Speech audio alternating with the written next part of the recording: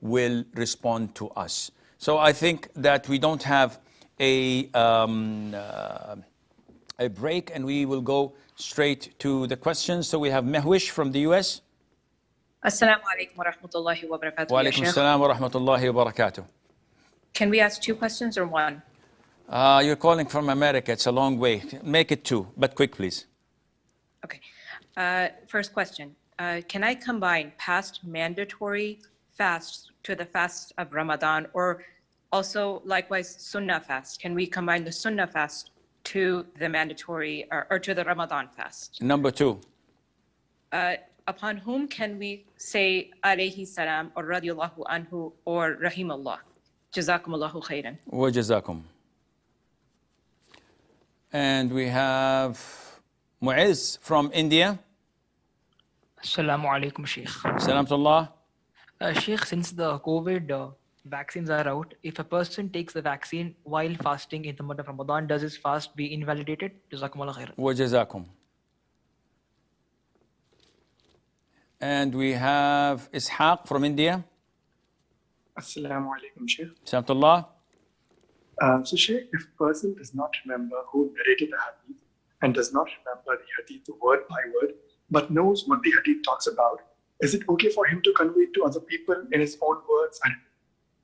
Are you referring to hadith or Qur'an? Hadith.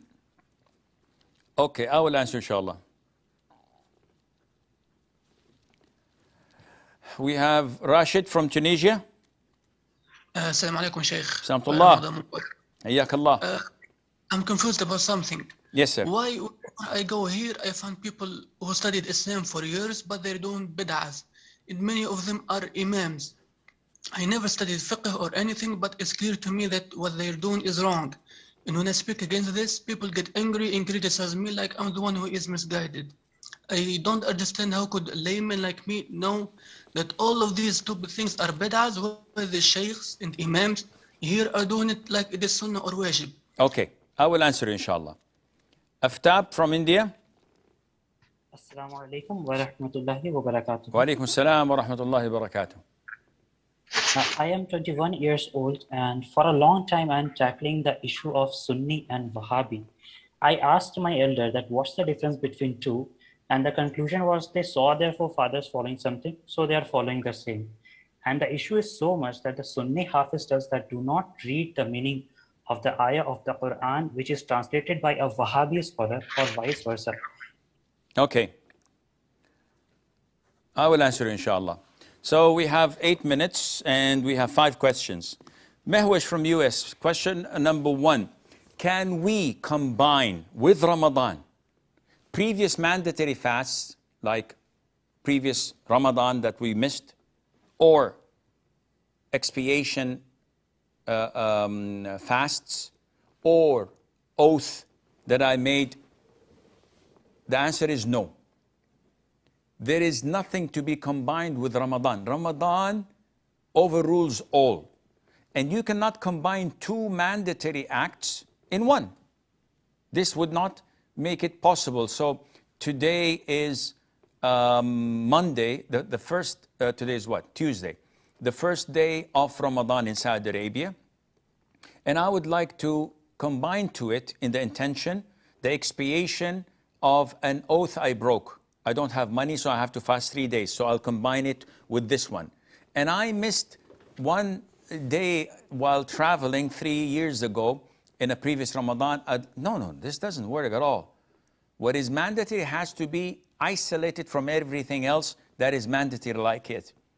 Now, if it was the other way around, if I were to make up a missed day of Ramadan on a Monday, a missed day of Ramadan, not during Ramadan, after Ramadan, I'll make it up on a Monday. Yes, I'll get 2 birds with 1 stone, making up for the missed day and fasting Ramadan.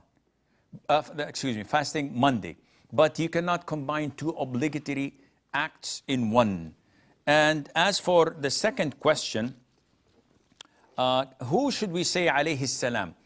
Alayhi salam can be used with anybody. So you can say Mehwish alayhi salam, Asim alayhi salam. There's no problem in that. There's no restriction. It's dua. So there's no problem in that.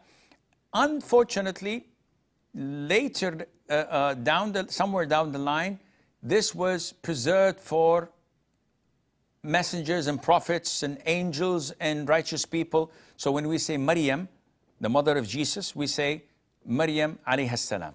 When we mention the name of Jibril, we say Jibril alayhi salam. When we say Adam alayhi salam, all prophets and messengers, the prophet, our prophet Muhammad alayhi salam, we say alayhi salam or alayhi salatu was salam, which is the best and the most appropriate. Later down the line, in some of the late generations, they associated it with Al al-Bayt. So the Rafida Shia, whenever they say Ja'far al-Baqir alayhi salam, or Al-Hussein ibn Ali, they would say alayhima as-salam, Fatima alayha as-salam. And this is inappropriate.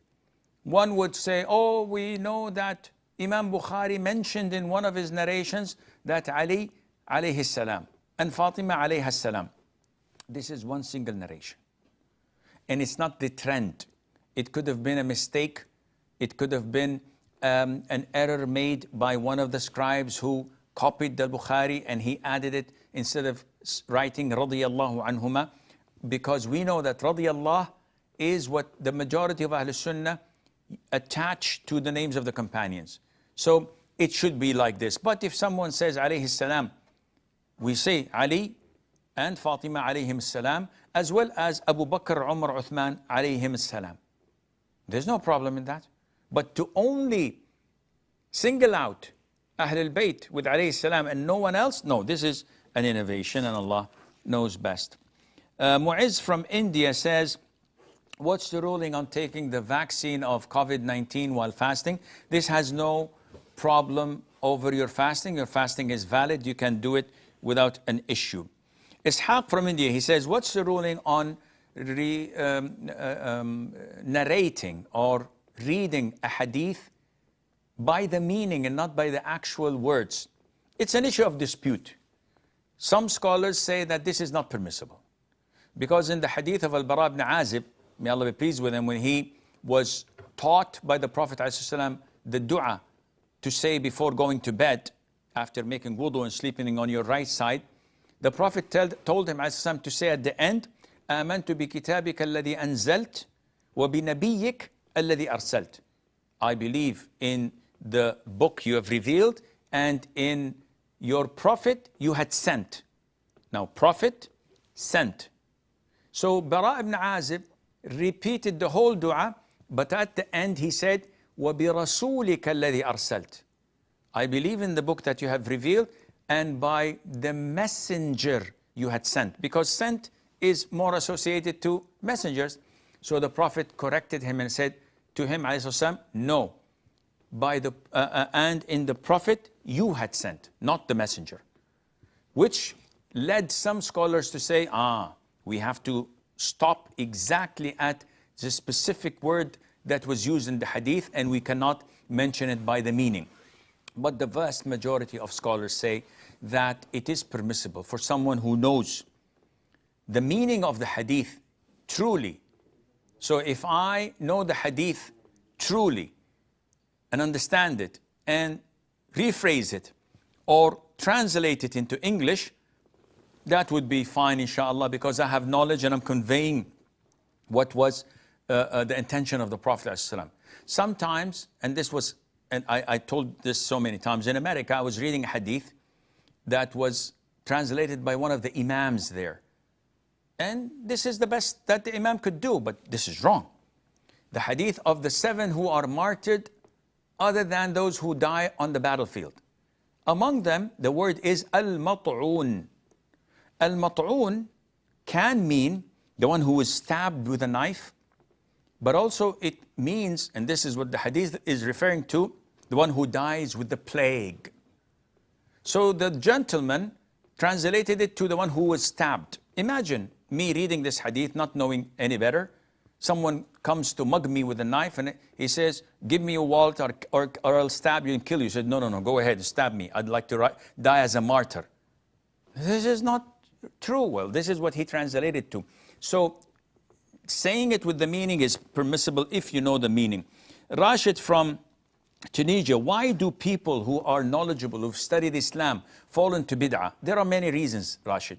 First of all, praise Allah, ahmad Allah, that He made you upon the Sunnah and that He showed you bid'ah from non-bid'ah. Secondly, lots of these people are ignorant, though they have bachelor degrees and masters and maybe PhDs, but they're ignorant because they're blind followers of what they've read and studied, not what Islam is truly about from the Qur'an and Sunnah. Thirdly, a lot of them are making money from their congregation with these bid'ah. So the laymen love these innovations and these mystic Sufi stuff, and they don't want to change to proper Islam. So they follow their congregation and let the flock follow them, and this is why they feel angry, and may Allah guide them all. Finally, Aftab from India, he wants to know the difference between Sunni and Wahhabi, and some of the Hafiz tell him, do not read the interpretation of a Wahhabi. Akhi, all those who talk ill about Wahhabi, though we don't have a sect called Wahhabi, but my teaching classifies me as a Wahhabi. So anyone who talks ill about Wahhabism or Sheikh Muhammad bin Abdul Wahhab or his books, he is someone who's deviant. Either a super Sufi or a Rafida Shi'i, or someone who is deviant, Mu'tazili or Ash'ari or whatever, following these deviant sects. This is why they don't like the mainstream of Islam that is following the footsteps of the Prophet ﷺ, the favorite generations of the companions, the Tabi'een and the Tabi'in. This is all what Wahhabism is. And if you study their books, you will find that it fits as a glove to the Sunnah of the Prophet ﷺ and to the correct Aqeedah and the pure Aqeedah of the favorite generations. This is all the time we have. Until we meet tomorrow, inshallah, same time. I leave you fi amanillah. Wassalamu alaikum wa rahmatullahi wa barakatuh. Of the benefits of learning it, that would be a bonus, inshallah.